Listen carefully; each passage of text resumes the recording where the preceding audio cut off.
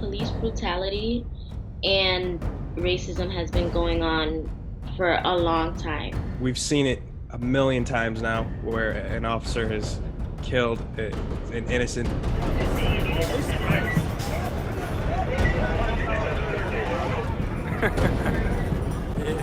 There you go.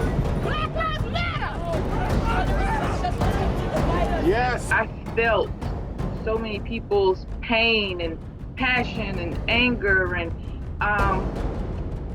it just didn't sit well with me with just doing what I was doing. I said I have to go out and protest. George Floyd! George Floyd! George Floyd!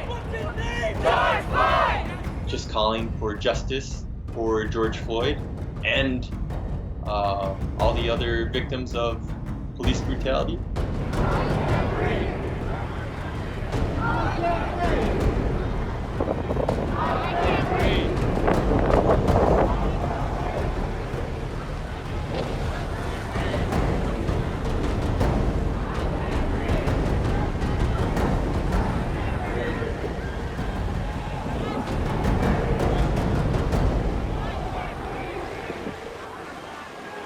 I'm in Minneapolis, one block or a block and a half from Lake Street, where everything, which was like the main place where most of the protest happened. We could actually hear what I assume was gunshots during the night from tear gas and rubber bullets being shot. And so we decided to go look in the morning what had happened.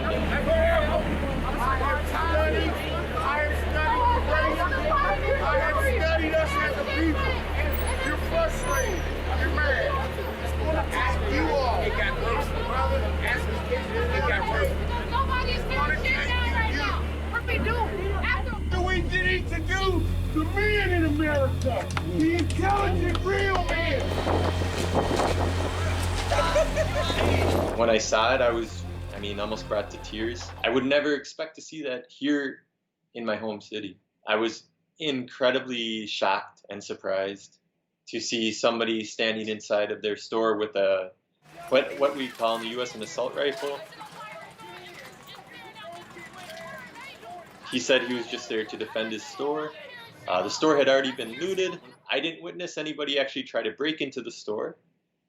But if somebody does try to break into the store, will he actually shoot them? It's a very crazy situation. It's too old to build a gun. Nothing's gonna be left. This is a post office right here, on fire.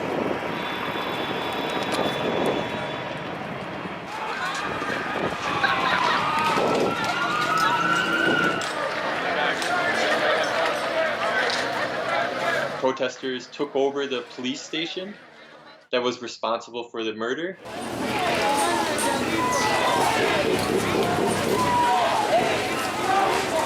That's a very symbolic target and very justifiable.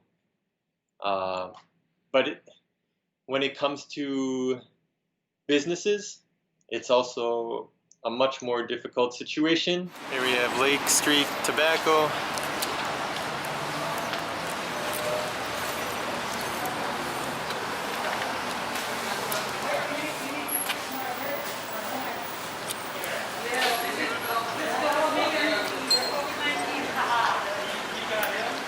It's very, very hard to say that all the violence is wrong and no buildings should be burned down.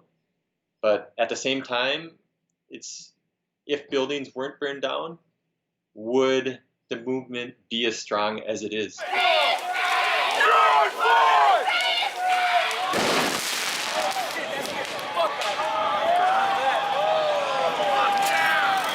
I understand that people are angry, but I also understand that there's a separate group of people who are using this opportunity to go out and destroy stuff, to go out and loot, break glass, destroy cars, set stuff on fire.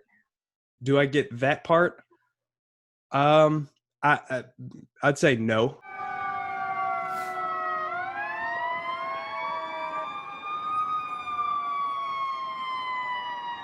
So one of my friends in Australia, I was talking to him before, and I was like, "Oh man, this is like there's protests going on." He's like, "Yeah, what's that all about?" I was like, "Well, just go to my YouTube channel. I'll stream it so you can actually see what I'm looking at." The only thing I see in the sky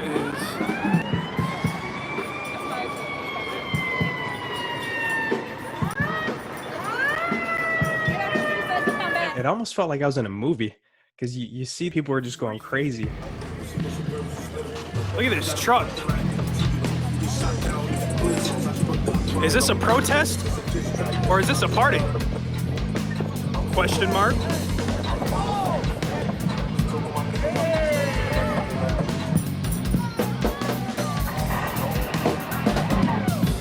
Where is this place? This is downtown Chicago.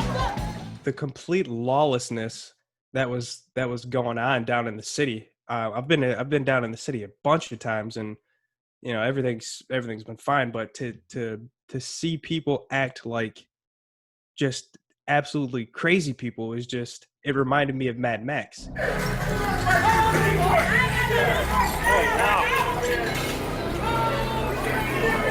So they were looting 7-Eleven, and I was like kind of getting the guy smashing up the ATM, and then behind me there was a fight going on, but I missed it. I only got the part where when I turned around, they were like, she was getting up off the ground.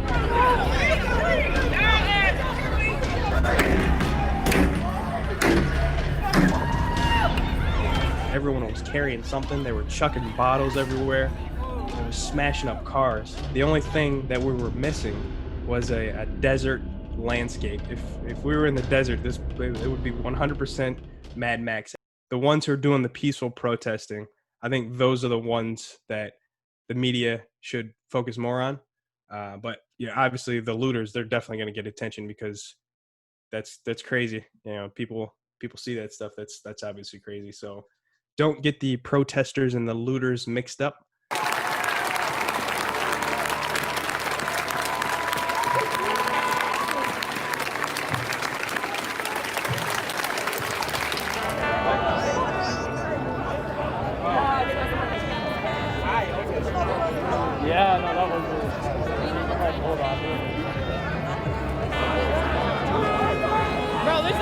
When you're fighting for a cause, when you're kneeling and nothing is getting done, where you're asking for justice and nothing is getting done, you've seen major events happen in history until that's when, you know, lawmakers are like, okay, we need to do something about this. We need to stop the looting. What can we do to make sure that everyone is, you know, all right? So yes, I don't think looting is the right answer, but I do feel like a lot of noise needs to be made for people to listen. We're here in front of the police station, and as you can see, they're just...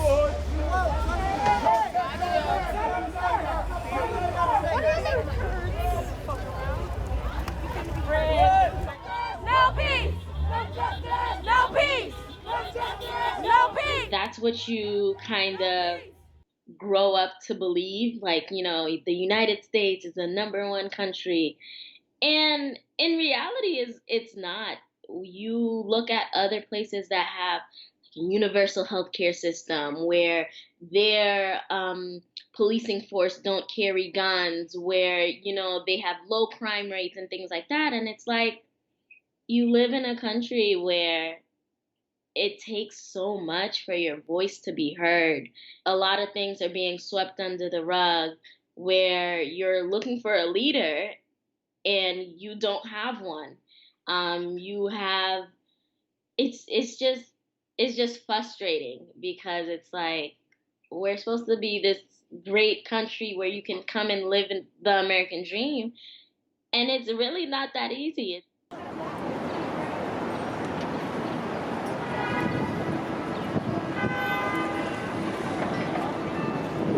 Just made it out of the train station. It was so hot coming out of that train station. I decided to go out to protest because it wasn't enough for me filling out petitions, and you know, I made so many posts. And it's funny because on day 3 of protesting, I did not even know that we were protesting.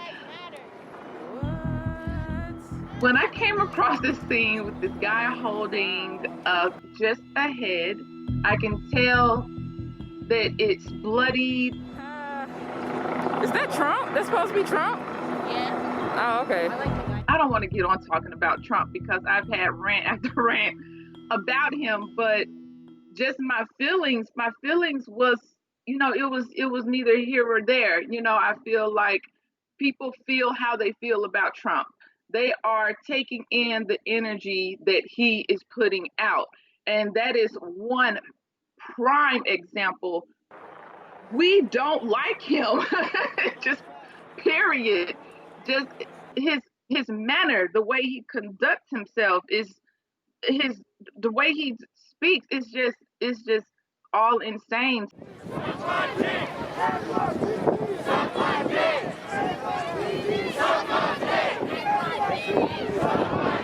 We are not asking for you to like us. We're not asking for you to be pleased with us. We're asking for you to follow up with your word as far as equality goes for this country, for everybody. It does not matter what color you are.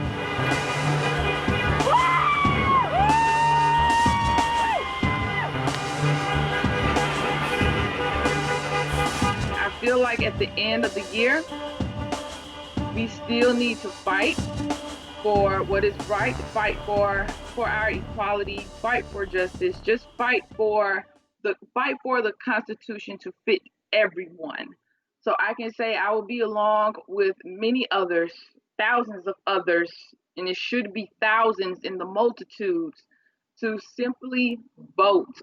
Do we want to elect the same guy again with potentially the same results as we had in the last 4 years, or do we take a different route, elect someone else to see if, you know, we can rebuild the image of America?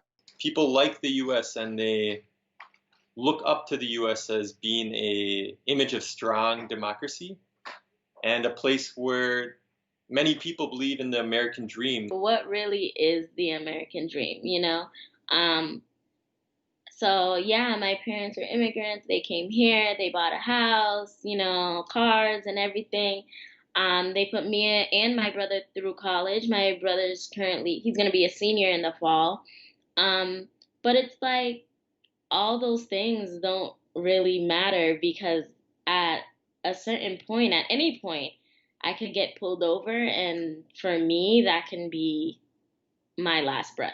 It's impossible to bring back the life of a person, George Floyd, but what can be done is that it can be made sure that some innocent man will not be killed again. You have to vote for who you're putting in office and who are making these laws and things like that. So I do look forward to the election in November, and I think a lot of people do as well.